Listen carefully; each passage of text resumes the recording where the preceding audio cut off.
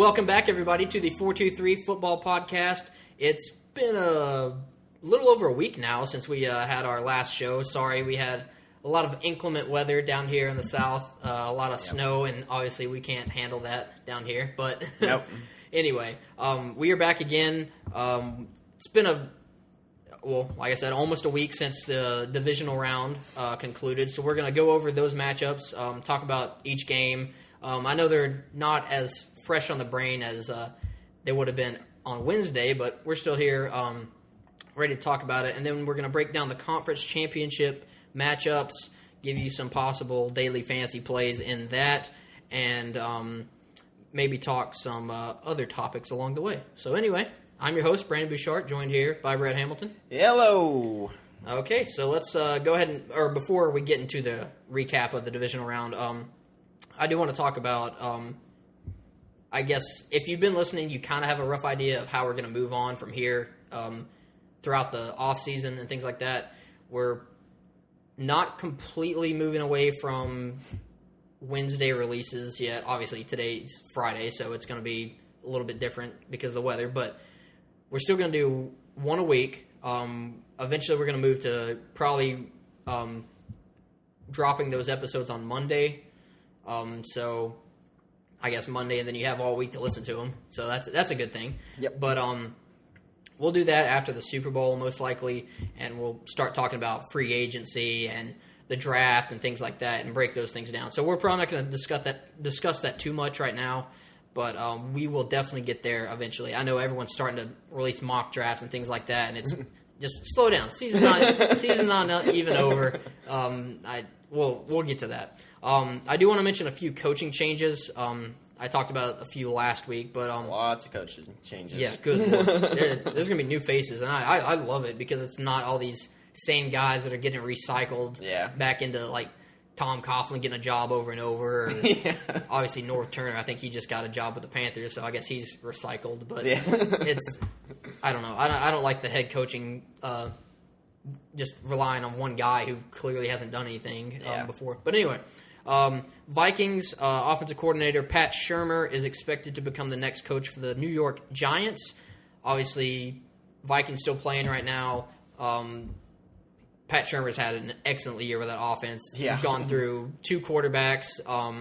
Option of three. Yeah. He's lost Dalvin Cook, his best running back. He didn't really get Latavius Murray going there until later on. He took two receivers that were okay last year and made them into superstars. I mean, the guy is just. Yeah. I mean, I think he's gonna be a great coach for the Giants. Yeah, really good hire. A lot better than Ben McAdoo, I can tell you that. Matt Patricia. We got two Patriots coaches. Everyone wants the Patriots coaches, but Matt Patricia likely headed to the Lions. We'll see how that pans out. Again, none of this is official yet. This is just what rumors, or the rumor mill, and obviously 3 of these guys are still coaching right now. So, they're probably not going to be saying anything until the season's over. Josh McDaniels likely headed to the Colts. And then we have Titans. They have fired. I know they said parted ways, or mutually parted ways, but come on, they fired him. I don't believe that for a second. But Mike Vrabel, Houston's defensive coordinator, is actually the front runner for the Titans job. So we'll just see how that all plays out. Again, we'll talk about that further down the road when things get finalized and that stuff. Oh yeah, Super Bowl's over with. Yeah, gotta get past this season first. Definitely. So let's break down the divisional round, and then we'll get into the conference championship. So. First matchup we had on Saturday was Falcons versus Eagles. This game ended 10-15, Eagles winning. It was just all defense on both sides. It was really well. I will say I thought it was more sloppy offense from the Eagles, and then really good defense from the Eagles. Yeah, and then the Falcons just decided to poop the bed big time. Yeah, I thought the Falcons were starting to get back on the right track. I thought they were gonna. Even possibly get back to the Super Bowl, and we'd see another rematch from last year. But, and granted, I mean, they were one play away if Julio Jones would have come down with that touchdown.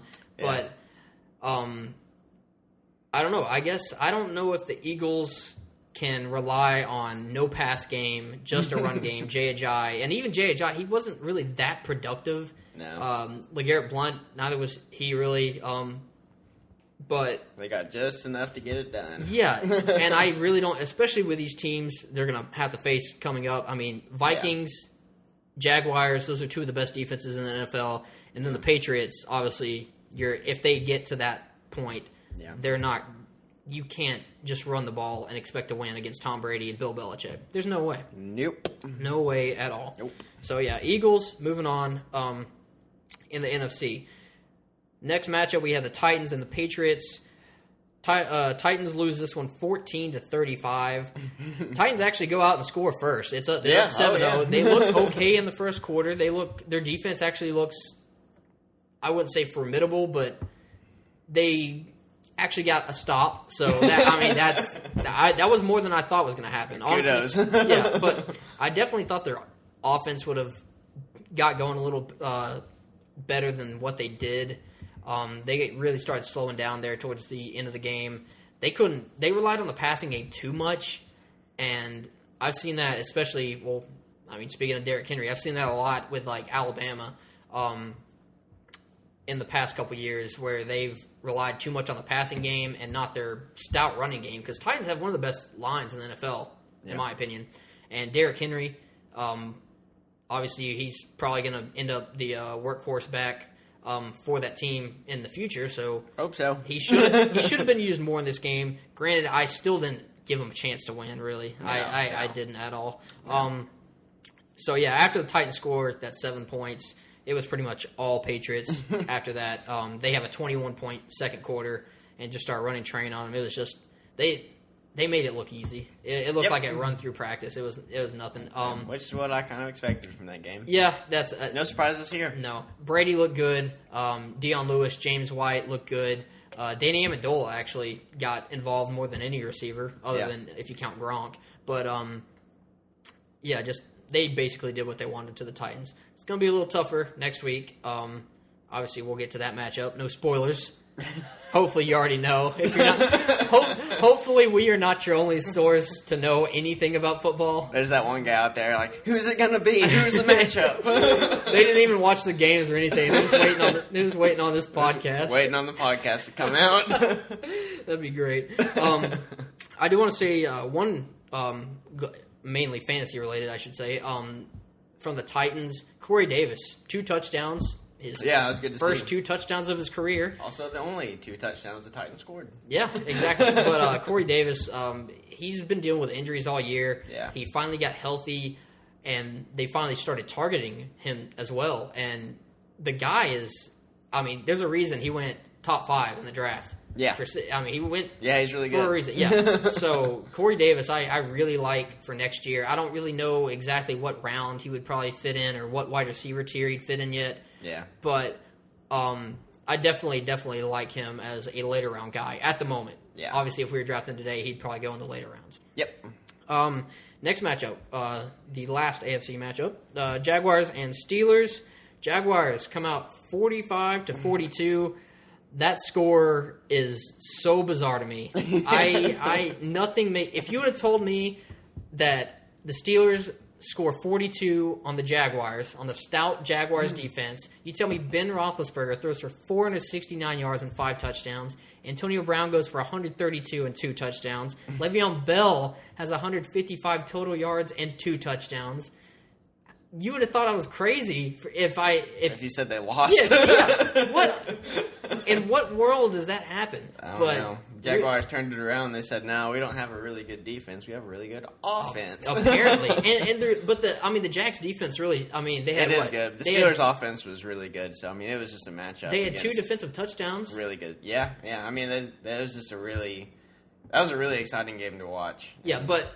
Good matchup. I will say the score kind of skews it a little bit because the Steelers were down by 20, going with only 8 minutes left in the game. Yeah, Jaguars were whipping them. Yeah, they were running up and down the field with Leonard Fournette 3 touchdowns. Even T.J. Yeldon, when Fournette got tired, Yeldon looked like a power back. I don't know where that came from because he's never been that. But that's playoff T.J. Yeldon. That's playoff. That's where the big boy comes out. Just like when he was at Alabama, he he was a little shifty guy, and then in the playoffs, power over or in the bowl games, he'd go off. Yeah, he gets up for those games. Yeah. I obviously Jags moving on here, but Leonard Fournette I think is going to have to be the complete focal point. I mean, similar to this game, Blake Bortles did his job. He didn't turn the ball over, which that's the main. Or I think he turned the ball over once, but the important part is if Blake Bortles, if the Jags turn it over against the Patriots, they are not getting out of that hole. Yeah. As good as their defense is, there's only so much you can do against Tom Brady and Bill Belichick. It's going to get to a point where it's going to, like, it's either do or die for the defense. Like, they are going to have to really, really go after Tom Brady. They're going to have to hit him hard. They're going to have to lock up these receivers. They're going to have to make Gronk just... I don't know if you can. I don't want to say because I don't know if you can stop Gronk, but he's going to obviously be a priority. But in my opinion, well, we'll get to that game here in a minute. But anyway, Jaguars moving on. I do want to say there has been a lot of hate towards Mike Tomlin, and I have my opinion. But what do you think about him possibly being fired? Well, I think the real problem is they've come so close for so many years. They can't win that conference. They've just shown it. They've come close. They've come to this game. Last year they were playing for the Super Bowl, and they just can't win against the other superpower teams in the AFC. Which is bizarre. Yes. I mean, they just can't. I mean, as good as they are, they just can't seem to get past that. And... You know, if you're thinking long term, I think that I don't know. It's hard for me to say that they should let him go because it's not like they've done poorly. It's just they can't get to the Super Bowl. I mean, and that's the point. There's a certain point where, like, obviously you're getting to obviously they're getting in the playoffs and they're getting to big games in the playoffs. But there's a certain point after so many years, if you're not winning Super Bowls, something's gonna happen. That's why I think he's kind of like Mike Tomlin. He's a good coach, I think, but I think he is. I just don't know that I don't know. That's why I think it's kind of comparing him to maybe Mike McCarthy, because obviously, well, first of all, I do want to. In McCarthy's defense, Tomlin has had much better teams than Mike McCarthy has. Mm-hmm. Mike McCarthy's only had a defense once in his entire time with the Packers. Obviously, he has arguably the best quarterback in football with Aaron Rodgers, but obviously they haven't been to a Super Bowl in a while. Actually, well, the last time either of those coaches were in the Super Bowl were against each other. So there you go. Ironically enough. Yeah, but I mean, Tomlin, he's been to 2 Super Bowls. He's won 1. But he's never won one with this incredible lineup of guys like Big Ben, Antonio Brown, Le'Veon Bell. And that's my problem. That's my biggest problem with Mike Tomlin is why can't you get to the Super Bowl? Why can't you get past these teams in your division? Or I think it's defense because when it comes to like especially the AFC, you can't blame it on the offense. I mean, you've got the best wide receiver in the NFL. Yeah. You've got the best running back in the NFL. Obviously, it's like in this game, for example. I mean, they put up 42 points, and they did their job. I will say that. Besides the 2 defensive touchdowns, the Jaguars. Yeah. But the AFC North is very defensive based, and the Steelers, honestly, outside of the Browns, the Steelers have the worst defense in that division, behind the Bengals and the Ravens. Yeah. And obviously Ryan Shazier, his injury, that plays a big part in it. They couldn't. It does. Yeah. Leonard Fournette. They couldn't stop him at all, and Ryan Shazier would have helped a little bit with that. But he's not a guy that you can just replace. I mean, but that's the reason I think that Tomlin hasn't had the production that he had in the past because he doesn't really have that defense. Yeah, but still, you gotta be. Defense wins championships. There's always that nod, but Big Ben, Antonio Brown, Le'Veon Bell. That's those 3 names alone are. That's honestly more than the Patriots have had, or Tom Brady's had as weapons in the past. Yeah. He hasn't had a top 5 wide receiver since Randy Moss. Unless you count Gronk, which honestly you kind of can. But That's true. Well, yeah, that's true. He hasn't had a top 5 running back possibly ever since like Curtis Martin or in a long time. In a long time. But they've still been able to win Super Bowls and get to the big game. And but now Mike Tomlin just can't. Yeah, but granted, obviously Mike Tomlin he can't even hold a candle to Bill Belichick. But that's true. And you can't compare every coach to Bill Belichick. Yeah, that's what I do think there is going to be a time pretty soon that Mike Tomlin is going to be on a very, very hot seat. I don't know when, but like I don't know what it is about Tomlin. It always seems like there's like a rift between him and his players. Yeah, that's true. And that is kind of I don't know. It's odd. It never seems like that locker room is really secure. So anyway, well, I mean, how long can you just deal with, or how long can ownership just deal with not being able to compete in your conference? I mean, you're competing, but just you can't beat any of the other elite teams. So what's the point? I mean, what's the point of hanging on to them? Yeah, and teams are coming up even quicker. Yeah, well, obviously the Jags, right? He's had an opportunity 2 years in a row to play against your top tier. You let Blake Bortles beat you. You let Blake Bortles. And no disservice to Blake Bortles. He's played way better than he has ever. I mean, this is by far his. Well, he doesn't have to play that well. He just has to not turn the ball over now because of the defense. And it is thanks to his defense. That's for sure. Yeah. Anyway, we'll talk more about that in the offseason. Again, that's a coaching issue. Last matchup from the divisional round: Saints versus Vikings. Saints lose this game 24-29 on a Stephon Diggs walk-off touchdown. I don't think I've ever seen anything like that. No, I mean, we're going to be talking about that for years to come. I mean, there's no ending to a game that I can remember in the playoffs like that. No, that's what. And I was comparing, or I was talking the other day, and I was like, it's like incredible that we had literally a week before that we had Alabama walk off in the national championship, and then we have this. Now, granted, the situations were far different.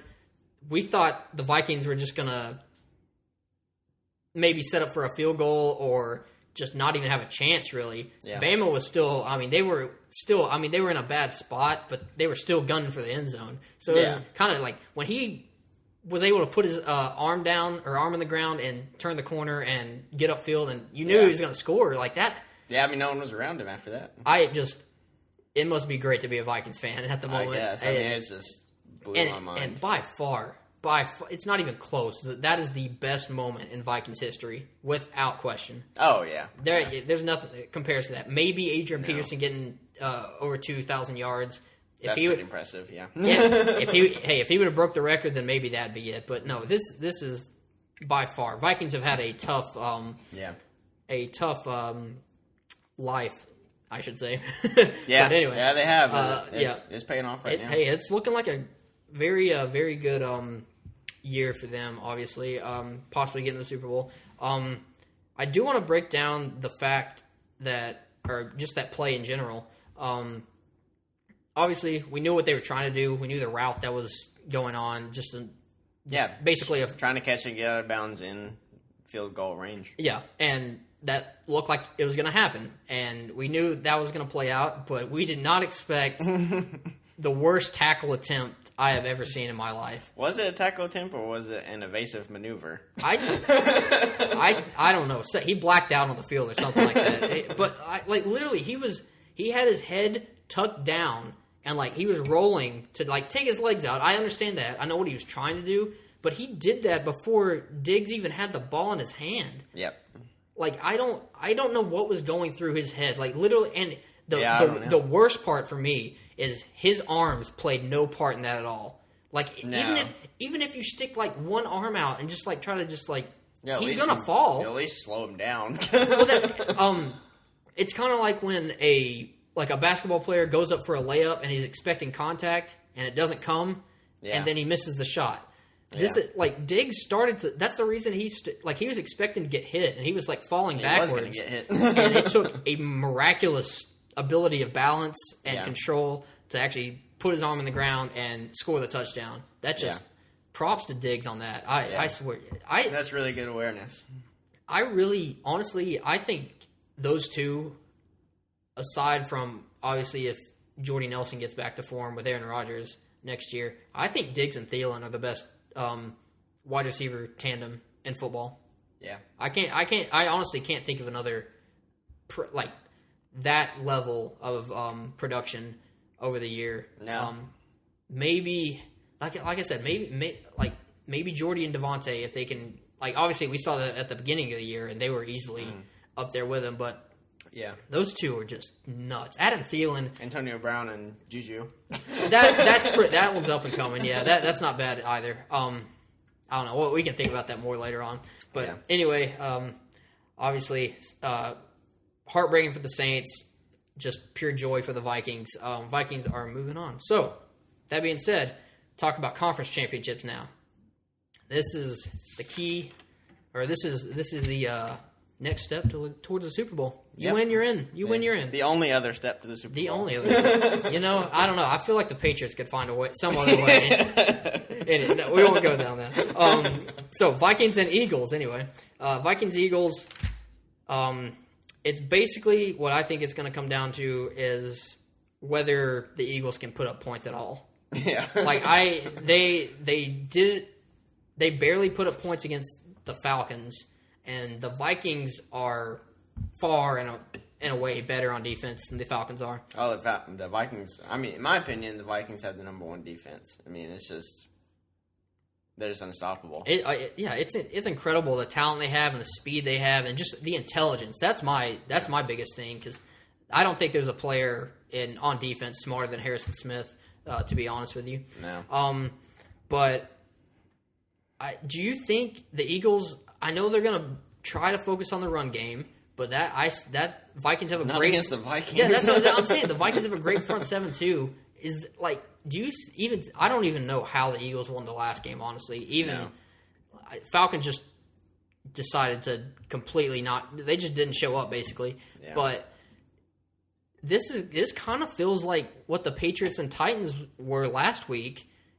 Do the Eagles have a chance? Do you see a road, or what can they do to get possibly past the Vikings? I mean, I don't want to take anything away from the Eagles' defense. They've played superb this whole year. If they can keep up with the Vikings' offense, which I could see happening, it's just going to come down to the offense. Throw the ball to Zach Ertz. Just do that because he's really good at football. there you go. But I mean, if they start off trying to run the ball, they're going to get down. The Vikings are going to score first, and then they're going to have to pass. If they get down early, there's no because they can't.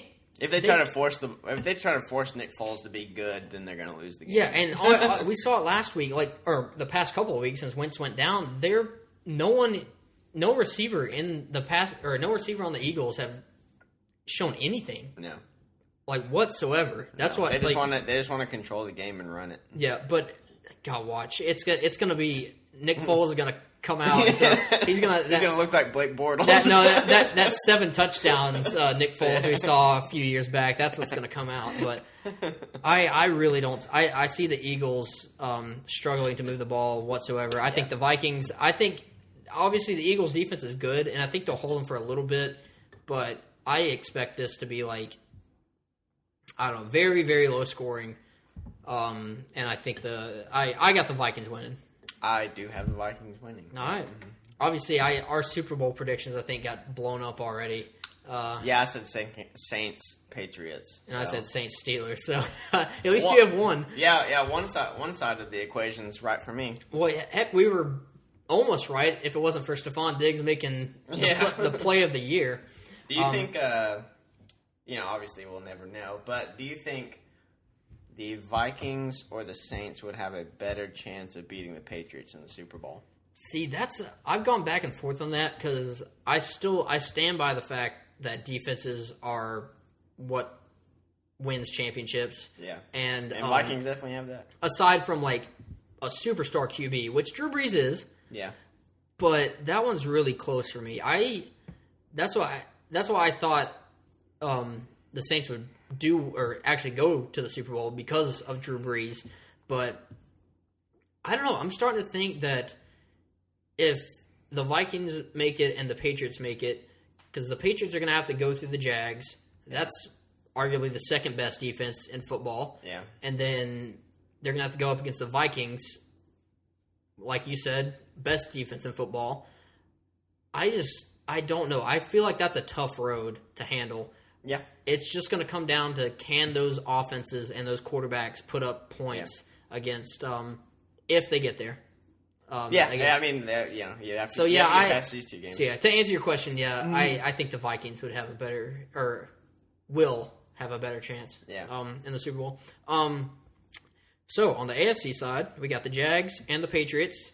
Bit of a, I wouldn't say scary, but maybe concerning. I don't know. Tom Brady hasn't practiced the past 2 days with a hand injury. Apparently he jammed it in practice. Someone ran into him on accident, which I don't know who that was. They're probably not going to name names because that player is probably going to be off the team. I don't know why you never hear that happening. There's a reason quarterbacks don't get hit in practice. They wear the red jersey. Yeah. They don't get touched. I don't know what happened there. But anyway, Brady has sat out he's going to play. First and foremost, I just want to say, he is going to play. Is it his throwing hand or is it his offhand? I think it's his throwing hand. Okay. But there's literally the only way he wouldn't play, and the x-rays came back negative. Yeah. So that's like either the pain would have to be so great or there's like no dexterity in his hand at all for him not to play or to hinder him at all.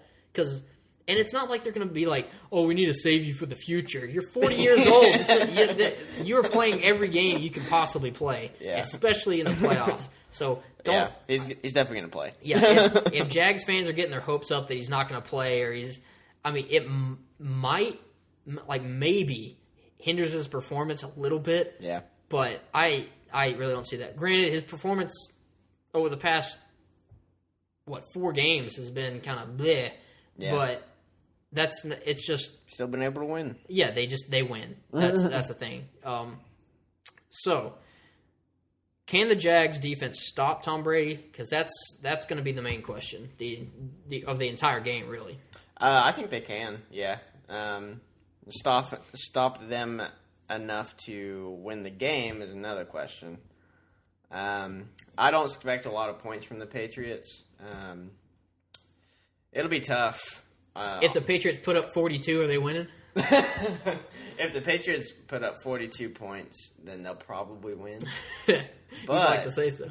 But the Steelers also probably thought the same thing as well. Very true. Granted, that was a lot of garbage time. Yeah. I don't want to say garbage time in the playoffs because I don't really like the term garbage time in general, but it kind of was.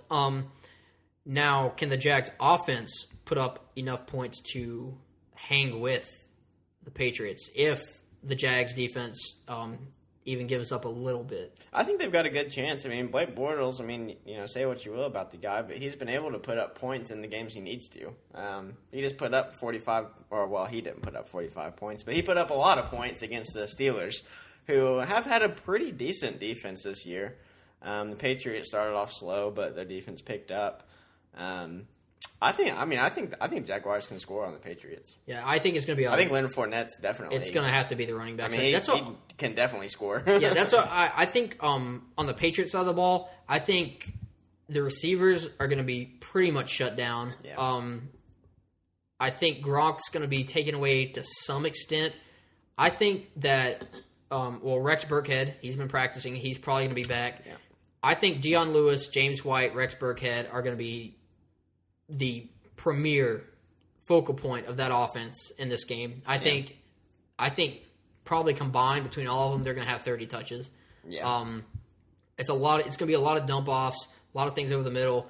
The thing is with the Jags, they are super, super fast on defense. Yeah. And can their speed outdo the Patriots and Bill Belichick's, just his smart play calling and things like that?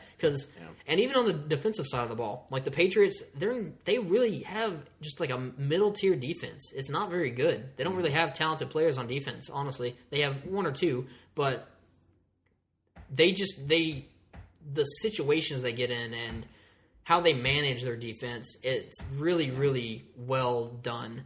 And that's the thing that keeps them in games, especially on the defensive side of the ball, because we know they can score on offense. Yeah. Now, I do want to say this really isn't – well, I'll talk about one more injury. Leonard Fournette, he was uninjured in a car accident.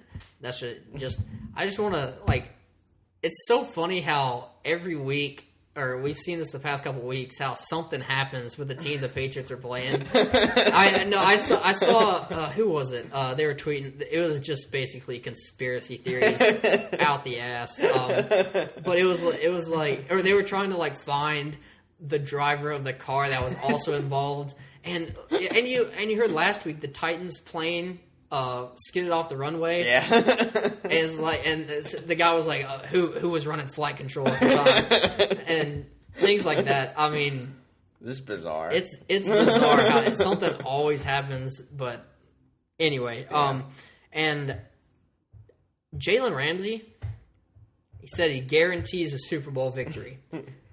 Can I just say how like hypocritical this whole thing is? Because do you remember like last week? The Jags were all pissed off because the Steelers were doing the same thing. And then you turn around and do it the next week? Why? You're asking for... Okay, first of all, you're just asking for the Patriots to get pissed off at you. Yeah. And Tom Brady doesn't need any more fuel in the tank to take anyone down, for that matter. No. So, why? Just why? I know he's young. It's a young team. They're fiery and things like that, but... just the hypocrisy there, just kind of that kind of got to me. I don't know, but that all being said, I feel like this is the more exciting pick because I think everyone's picking the Vikings. But who you got? Who you got winning? Jags or Patriots? I've actually got the Jags. As do I. I think they're. I think that defense is. I think if the Patriots are going to lose, I think the Jaguars are the team to do it. Yeah, I think one of these big defensive teams, and we really haven't seen the Patriots have to go up against like one of these big defensive teams in a while. Yeah. Like we saw them get taken down by the Broncos a few years back. Yeah. But I think these new defensive juggernauts are really going to be a big part of the NFL moving forward. So I guess we both got the Vikings and Jags. Do you want to? Go ahead and say who you got winning the whole thing. Maybe we'll get this. This will be like we might be wrong, but Jags, Vikings, who you got? I will say if it is that game, it's going to be like 15-15 or something. It's going to be very low scoring. It's number one defense against the number two defense. Yeah. And on that day, who knows who will have the better defense? Who knows? But I think that I would put... the Vikings over the Jaguars. I do too. Especially that's another reason why I think the Vikings have a chance if the Patriots make it. They're playing at home. Yeah, I'm literally playing at home. That's never happened in history. Yeah. They are playing at home. Granted, that would be insane. Granted, completely unfair advantage. Well, not. I mean, it kind of is because obviously you're familiar. You don't have to fly anywhere and things like that. Yeah. But like from a fan, like a crowd noise perspective. It might be a little bit of a jump, but still, if you're willing to fork over $4 grand for a Super Bowl ticket, you're willing to go anywhere to see them. Yeah. So it's just the price that Super Bowl tickets are at this point. That would be an insane tailgate, though. That would.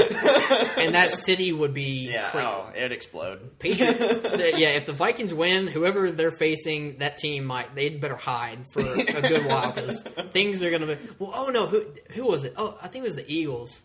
Or like the mayor of Philly or something like that. It was either the Eagles or the Vikings, but they sent out like a citywide warning if I'm pretty sure it's the Eagles. If the Eagles win, a citywide warning to all Philadelphia store owners that they're not liable for any property damages. Like if they start going crazy. That had to have been Philadelphia. Yeah, that's a Philly thing. Just chuck TVs through windows. You're not liable. It's like the end of Hot Rod. That's what's going to happen. They're going to start playing bagpipes and running down the street. It's just incredible when people take advantage of others in times of distress. It just makes me sick, man. It makes me sick. Okay. We'll give you some daily fantasy starts real quick. Again, we don't... I forgot to look at the budgets and everything, but this is... If you're still playing the playoff challenge... You can obviously pick anybody you want in those, and then Daily Fantasy will give you some top-tier guys, and then obviously some maybe budget plays. So, quarterback position, who you starting? We got 4 options. Unless you want to go with a backup if you think someone's getting hurt. No. I'm taking Blake Michael Vick Bortles. Blake Michael Vick Bortles. Oh my gosh. That's I'll stick with Tom. I figured he'd be the most expensive. Yeah, obviously. that's why I'd really rather, out of all, like, if you're gonna have these 4 quarterbacks, and obviously defense is gonna be key. For actually, really, everyone has a tough matchup. Honestly, on paper, at the quarterback position. But so Tom Brady being the most expensive, you might want to stray away from that. Yeah. I do think he'll score the most points, but it might not be by that much. I'd much rather have Case Keenum or Blake Bortles. Yeah. Definitely not touching Nick Foles. No, I think Tom Brady will be the third scoring quarterback this week behind Blake Bortles and Case Keenum. Beer bet? Sure. All right. Wait, what place are you saying? Are you just saying it top 2? Yeah. Brady will be top 2 quarterback. So top 2, and I'm just saying bottom 2. I can't pick one. Right, he could be last. Nick Foles may surprise everyone. Yeah, I'll say in the bottom 2. All right. You can pay me in about 30 minutes when we go to the bar. On the bet that we just made for Sunday? You owe me like 5. I do need to cash in. We haven't been to trivia in I know. a month or something like that. We've been slacking. Yeah, I've got a gift card from Christmas for Buffalo Wild Wings? Yeah. Yes. You don't get to use it. Oh, is that not from when we won trivia? No. Dang I just got it from Christmas. Oh. Yeah, yes. It was a Santa miracle. Okay, running backs. Give me 2 running backs you want.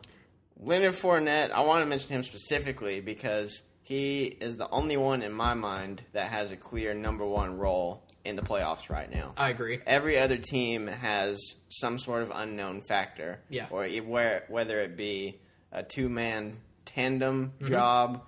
Leonard Fournette's the only one who has that job solidified. So if you are going to spend money, my opinion is Leonard Fournette. I agree with that. But Give me a budget play. I would go McKinnon. McKinnon? Yeah.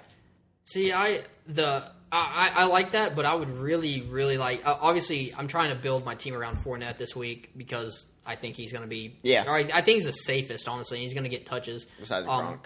Besides Gronk, yeah. Always the safest. You can always build your team around Gronk. That's no big deal. But I'll ask you. I wrote down, like, the 3 Patriots running backs saying Rex Burkhead's going to play. But Deion Lewis, James White, Rex Burkhead, all these guys, I don't think they're going to be that expensive. But if you were going to pick one of these guys, just in a vacuum, not even thinking about budget, which would you pick in this game? Because I'd really like to pair one of these guys with Fournette. Yeah, that's probably smart. If you're gonna pair him with Fournette, I would say I would slightly lean Burkhead. Burkhead. It was between him or Deion Lewis. I don't think James White. I'm not interested in him. That's why people have been seeing what Deion Lewis has been doing. I think he's going to be the starter. He's going to get the carries. James White will get some stuff out of the backfield, but Burkhead, when he's been healthy, obviously we haven't seen him in a while, and I think people are going to be scared of that. Yeah. But yeah, Burkhead, I'm in favor of him, and I think he's going to be the cheapest. So if you're looking for a cheap play, Burkhead he catches so much out of the backfield, and I think that's what they're going to rely on in this game. Yeah. And yeah, I love Rex Burkhead in this one. Yep. Wide receivers, give me one, top tier guy, and give me one budget play. Top tier, Brandon Cooks. I don't like that. Why? Jalen Ramsey's going to mess him up. AJ Boye is going to mess him up. I don't care where he goes. I'm not too worried about that. I think they've got enough wide receiver weapons that they can get creative. Granted, I haven't liked Cooks all year. So I've never really liked his talent, really. But budget, I go Danny Amendola. That's the one. See, if I was going to pick one Patriots wide receiver, I'd go Amendola. Chris Hogan, I think he's obviously going to be in the outside across from Brandon Cooks. So I think Boye and Ramsey are going to pretty much shut both of them down. And it's going to be – that's why I think it's going to be over the middle to running backs and Amendola in the slot. Gronk is obviously going to draw a lot of attention. Yeah. So I think that's definitely going to be a lot of over-the-middle stuff in this game for the Patriots. Yep. I'll say Adam Thielen. I have no problem. Him or Diggs. Oh, yeah, definitely. Pick which one you want. I still lean towards Thielen because I like him more. Super budget play, I still kind of like Keelan Cole. He let me down last week, didn't do a lot, but I still think Keelan Cole is a pretty decent wide receiver. Is D.D. Westbrook kind of middle of the road this week, or is he towards the upper I echelon? feel like, I don't know who's more. I don't know who would be more, him or Cole. I feel like Westbrook would be more than Cole. I don't know, because Cole came along big time towards the end of the season, and it might have rose his price up a little bit. But I was thinking Westbrook would be a little bit more. Yeah, Marquise Lee. I don't want to touch him because I think they'll do an okay job of shutting him down. Yeah. Malcolm Butler's not terrible. He's nothing special, but he's not terrible. And Stephon Gilmore, same thing. But yeah, Keelan Cole, I think maybe actually get something done. Again, not my favorite play. I'd much rather have Amendola than Cole. Yep. Tight end, do I even have to ask? Kyle Rudolph. Okay. Well, obviously, if you're not building a team around Gronk. Yeah, if you can afford Gronk in the situation, definitely. Yeah. Kyle Rudolph, well, would you rather have Rudolph or Ertz? If you're picking between the two. I'd probably rather have Rudolph.